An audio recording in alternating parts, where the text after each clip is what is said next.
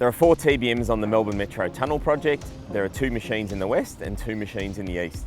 So TBMs 1 and 2 have reached a stop position at Town Hall Station. I say stop position, and that is it's not a conventional breakthrough. The staging of the Town Hall Station works means that the cutter head actually arrives in an area where the Collins Street end hasn't been excavated to the full depth of the cutter head.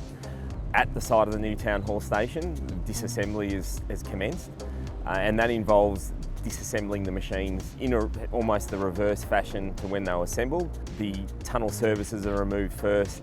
The backup gantries are disconnected and carefully removed one at a time. Each gantry has to make their way back through the tunnel and to Arden Street, where they're lifted out onto the surface and transported off-site.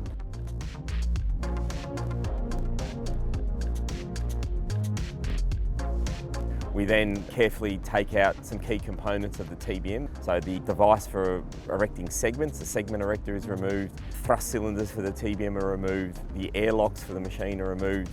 We then work our way into the shield by carefully cutting some of the steel components, and then we take out the main drive as a whole, which is a key piece of the machine that is recovered.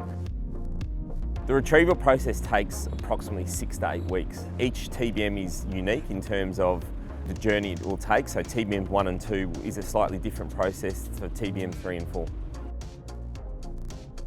So the cutter head is the last piece of the TBM to be removed. The cutter head has to be cut and carefully removed in small sections.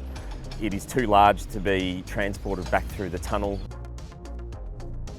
The last part of the disassembly process is to repair the skin of the machine. That is the only piece of the TBM that stays in the ground. Disassembling the machine within the tunnel means that you have to keep the skin in place to support the ground.